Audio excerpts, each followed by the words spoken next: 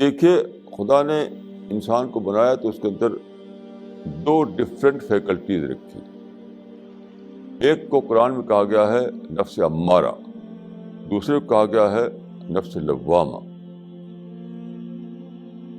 In other words اس کا مطلب ہے ایگو اور کانشنس.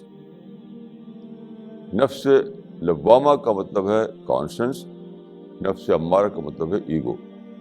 تو انسان اس دنیا میں ان دو فیکلٹیز کے ساتھ رہ رہا ہے، ایک طرف ایگو، دوسری طرف کانشنس.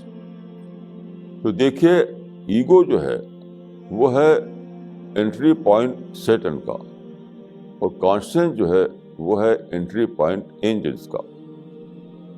یہ ہے انسان کا معاملہ کہ اگر انسان اس دنیا میں ایگو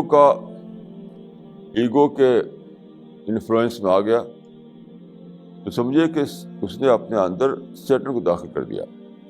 جیسے آپ کو تو ایگو بھڑکتا ہے تو آپ کا وہ انٹری پوائنٹ جہاں شیطان آ سکتا ہے وہ کھل گیا، وہ ونڈو کھل گیا. ایگو کا بھڑکنا سیٹن کو انٹری پوائنٹ دینا ہے.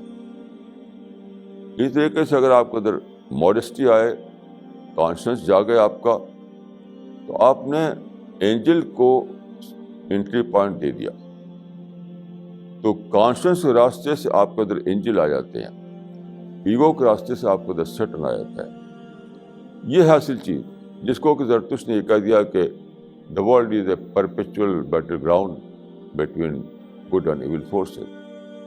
اصل بات وہ نہیں ہے. اصل بات یہ ہے کہ دو مخلوق ہیں، اینجل بھی مخلوق ہے، سیٹن بھی مخلوق ہے. تو سیٹن چاہتا ہے کہ انسان کو بہکائے، اینجل چاہتے ہیں کہ انسان کو سچے راستے پر لائیں. یہ ہے معاملہ. اب دیکھیں کہ اس کو میں ایک مثال سے عرض کروں گا کہ اس کا مطلب کیا ہے، یعنی ایگو کیا ہے، کانشنس کیا ہے. رسول اللہ کے زمانے میں، پرافٹ آف اسلام کے زمانے میں، ایک بار مدینے میں ایسا ہوا کہ آپ کے ایک کمپینین تھے جن کو ہم صحابی کہتے ہیں. ایک آدمی ان کو بہت زیادہ برا کہنے لگا، یعنی پرووک کرنے لگا طرح طرح کی باتیں کہہ کر کے. تو پہلے تو ابو بکر صدیق جو ہے وہ چپ چاپ سنتے رہے. جب اس نے بہت زیادہ کہا تو وہ بھی بھڑک گئے، وہ بھی لگے کچھ جواب دینے، مطلب ریئیکٹ کیا. تو جب ریئیکٹ کیا انہوں نے تو وہاں رسول اللہ تھے، وہ وہاں سے چلے گئے. تو بات کو ابو بکر صدیق نے ان سے پوچھا کہ جب تک وہ آدمی مجھ کو کہہ رہا تھا برا بھلا، تب تک تو آپ وہاں کھڑے ہوئے تھے، اور میں جب کچھ بولا تو آپ وہاں سے چلے گئے. تو آپ نے کہا کہ جب تم چپ تھے اور وہ بول رہا تھا تو وہاں پر ایک اینجل تھا جو تمہاری طرف سے جواب دے رہا تھا. تم چپ تھے، بول رہا تھا وہ، تو تمہاری طرف سے جواب دے رہا تھا اینجل. اور جب تم بولنے لگے تو تب سیٹن آ گیا وہاں پر. جب سیٹن آ گیا تو پھر میرا رہنے کا وہاں کوئی مطلب نہیں تھا، میں وہاں سے ہٹ گیا. دیکھیے یہ کیا مطلب، یہ کوئی مسٹیریس بات نہیں ہے،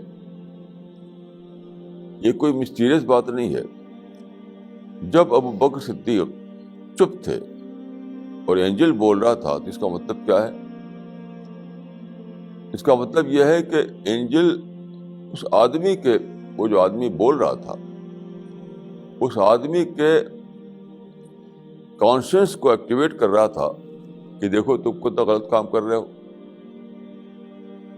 وہ اینجل ایک طرف ابو بکر صدیق کی ڈگنیٹی کو ہائی لائٹ کر رہا تھا کہ دیکھو ایک طرف یہ آدمی ہے جو کچھ بول نہیں رہا، کوئی ریئیکٹ نہیں کر رہا ہے، اور تم ہو کتنے یعنی غلط آدمی کہ اس کو برا بھلا کہہ رہے ہو. اینجل کو اس وقت موقع تھا کہ ایک طرف ابو بکر صدیق کو ڈگنیفائی کرے اور دوسری طرف اس آدمی کا پست ہونا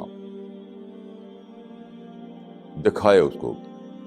تو اندر سے اس کا جو کانشنس تھا وہ اس کو برا بھلا کہہ رہا تھا تھرو اینجل. جب تک ابو بکر صدیق نہیں اس کو کہہ رہے تھے کچھ، اس کا اپنا کانشنس کہہ رہا تھا اس سے کہ تم کتنا غلط آدمی ہو، ایک ایسے آدمی کو برا بھلا کہہ رہے ہو جو چپ چاپ ہے، انوسنٹ ہے. تو اینجل ایکٹیویٹ کرتے ہیں یا سیٹن ایکٹیویٹ کرتا ہے آدمی کو.